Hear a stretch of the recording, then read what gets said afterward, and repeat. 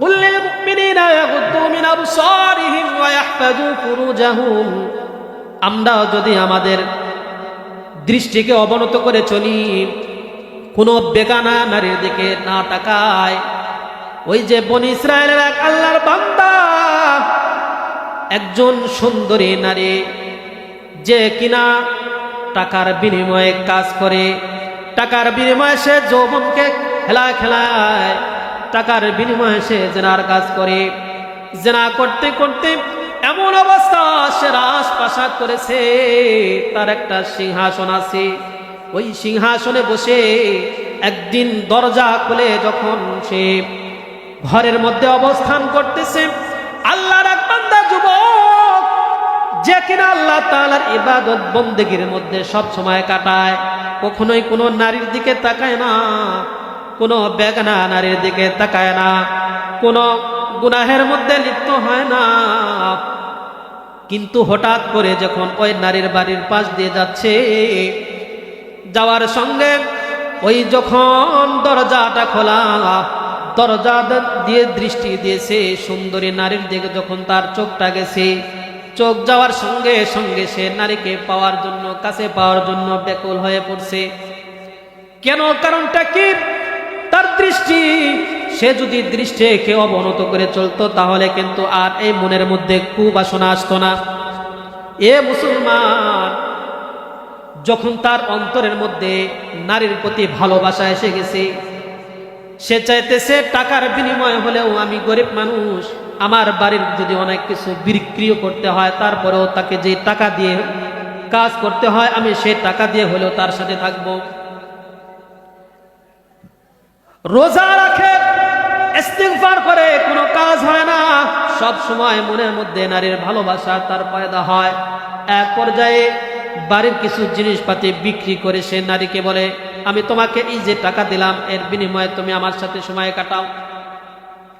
যখন এক খাটের মধ্যে বসে দুইজনে গল্প করে, এমন মুহূর্তে আল্লাহর বান্দা যুবক থরথর করে কাঁপতে শুরু করে দেয়। মহিলা বলে, এ ভাই, আপনি কে? কেনই বা কাঁপতেছেন? বলে, আল্লাহর ভয় এসে গেছি, আমি কত নামাজ আদায় করেছি, কত আল্লাহ তাআলাকে স্মরণ করেছি, আল্লাহ তাআলার দরবারে সিজদা দিয়েছি, যায় নামাজে বসে বসে আল্লাহ তাআলাকে কত ডেকেছি, যায় নামাজে বসা অবস্থায় আল্লাহ আমাকে দেখছে। তোমার সাথে একজন বেগানা নারী, যে কিনা টাকার বিনিময়ে জিনা করে, এমন একজন নারীর সঙ্গে আমি বসেছি, এই জিনিসটাও আল্লাহ তাআলা দেখতেছে। না না না, আমি আর এক মুহূর্তে দেরি করতে পারবো না, আমি চলে যাব এখান থেকে। ওই নারী বলে, আশ্চর্য কথা, আমার কাছে যতগুলো যুবক আছে, কেউ তো আমার সাথে অপকর্ম না করে যায় নাই, কিন্তু তুমি যুবক, তুমি কেন চলে যেতে চাও? তার কারণটা কি? বলে, ইন্নামা ইয়াখশাল্লাহ, আল্লাহর ভয়, আল্লাহর ভয়, আল্লাহর ভয় আমার মধ্যে কাজ করতেছে, আমি আর এখানে এক মুহূর্ত থাকতে পারবো না। বলে, যুবক, তোমার বাড়ি কোথায়? বলে, অমুক জায়গায় আমার বাড়ি। এই কথা বলে যুবক সেখান থেকে চলে যায়। যাওয়ার পর মহিলা গভীর চিন্তা করে, হায় রে, আমাকে আল্লাহ তাআলা তো রূপ দিয়েছে, যৌবন দিয়েছে, এই যৌবনটা আমি আল্লাহ তাআলার রাস্তায় ব্যয় না করে গুনাহের কাজের মধ্যে লিপ্ত হয়ে যায়, টাকার বিনিময়ে আমি জিনা করি, টাকার বিনিময়ে আমি যৌবনকে বিক্রি করে দিতেছি। হায় রে, আর একটা যুবক, তার কত ভয়, কত ভয়, সে আল্লাহ তাআলাকে ভয় করে আমার কাছ থেকে চলে গেছে, জিনা করে নাই, সে কত বড় আল্লাহর ওলি। হায় রে, আমার জীবনটা এইরকম ভাবে শেষ করে দিলাম, না না না, আমাকে তওবা করতে হবে।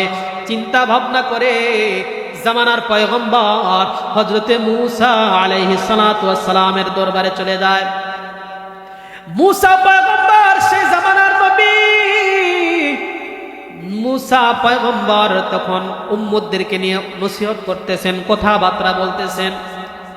একজন খাদেমকে ডাক দিয়েছে, খাদেম শোনো, নবী মূসাকে আমার কথা বলো যে অমুক মহিলা তার সাথে সাক্ষাৎ করতে চায়। ওই খাদেম গিয়ে নবী মূসাকে লোকজনের মধ্যেই বলে ফেলে, অমুক মহিলা আপনার সাথে সাক্ষাৎ লাভ করতে চায়। এই কথা শোনার সঙ্গে সঙ্গে মূসা আলাইহিস সালাতু ওয়াস সালাম রাগান্বিত হয়ে যায়। এ বলো কি, একজন বেগানা নারী যে কিনা টাকার বিনিময়ে জিনা করে, এমন একজন মহিলা আমার সাথে দেখা করতে চায়, আর তুমি ভরা মজলিসের মধ্যে এসে বলতেছো না না আমি তার সাথে দেখা করতে চাই না। মহিলা অপরাগ হয়ে গেছে। হায়রে, এতদিন পর্যন্ত আল্লাহ তাআলা আমার উপরে অসন্তুষ্ট ছিল, এখন জামানার পয়গম্বর নবীও আমার উপরে অসন্তুষ্ট, আমি কত বড় গুনাহগার। এই মনোভাব নিয়ে যখন সে আবার ঘরের মধ্যে ফিরে আসে, আসার পর চিন্তা করে, হায়রে আমি কত বড় পাপিষ্ঠ, যে জামানার পয়গম্বর মূসা আমার সাথে কথা বলতে চায় না। কি করা যায়, কি করা যায়? সে শুনেছিল আল্লাহ তাআলার কাছে তওবা করলে নাকি আল্লাহ তাআলা তওবা কবুল করে, মুসলমান সেজদা দেয়।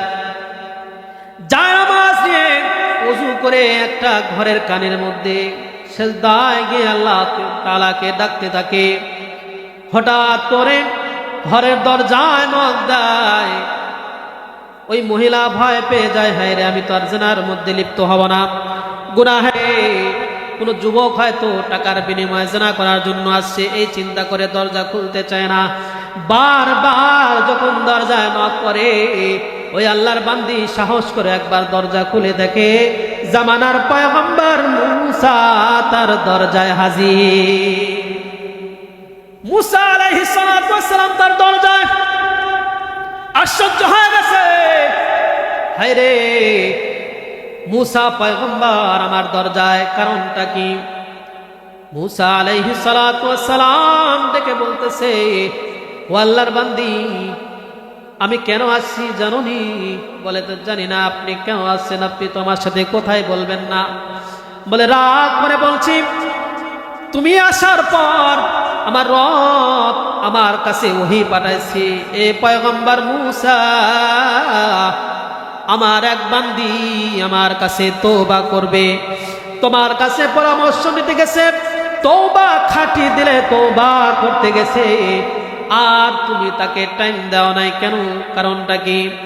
এই কথা শোনার সঙ্গে সঙ্গে আমি আর ঘরে থাকতে পারি না, তোমার দরজায় চলে আসছি। আল্লাহ তাআলা তোমার উপরে খুশি হয়ে গেছে, তোমার তওবাকে কবুল করে নিয়েছে। সুবহান। শুধু তাই নয়, ওই আল্লাহর বান্দি এবার চিন্তা করে, আমি তো একলা বাড়িতে থাকি, আমার তো কোনো স্বামী নাই, এখন চিন্তা করে কি করা যায়, কি করা যায়। ওই যুবক যে টাকার বিনিময়ে আমার বাড়িতে আসছিল, খারাপ কাজ না করে আল্লাহর ভয়ে চলে গেছে, তার একটু খেদমত করতে পারি কিনা, এই চিন্তা ভাবনা করে যুবকের বাড়িতে চলে যায়। যাওয়ার পরে তার গার্জিয়ানকে বলছে, গার্জিয়ান বলে আমার এই সন্তান সে নির্দিষ্ট সময়ে আল্লাহ তাআলার ইবাদত বন্দেগীর মধ্যে কাটায়, এখন তাকে ডিস্টার্ব করা যাবে না, সময় হলে সে দরজা খুলবে। যখন নির্দিষ্ট সময় চলে আসে, নির্দিষ্ট সময় চলে আসার পর সে দরজাটা খুলে যখন তার দরজার মধ্যে ওই বেগানা নারী, সুন্দরী নারী যে টাকার বিনিময়ে খারাপ কাজ করে, ওই নারীকে দেখার সঙ্গে সঙ্গে সে আশ্চর্য হয়ে গেছে এবং আল্লাহ তাআলাকে বলছে, আল্লাহ হয়তো এই নারী আমার কাছে জিনা করার জন্য আসছে, আমি আর দুনিয়াতে থাকতে চাই না। আল্লাহ রব্বুল আলামিন সঙ্গে সঙ্গে তার জানটা আজরাইলের মাধ্যমে কবজ করে নিয়েছে। লোকটা মারা গেছে। মারা যাওয়ার পর 3 দিন পর ওই মহিলা গার্জিয়ানকে বলছে, আমার আসার উদ্দেশ্য খারাপ না, আমি তওবা করেছি, তওবা করেছি, তওবা করার কারণে আল্লাহ তাআলা আমার গুনাহ মাফ করে দিয়েছে। আমার স্বামী দরকার, আমি বিয়ার প্রস্তাব নিয়ে আসছিলাম, হয়তো তার বউ হয়ে, তার সেবিকা হয়ে খেদমতটা করতে পারতাম, এমন একজন আল্লাহর ওলি, সে তো মারা গেছে, এখন কি করা যায়? তার গার্জিয়ান বলতেছে তার একটা ভাই আছে, সে ভাইকে প্রস্তাব দেওয়া যায় যদি রাজি হয়।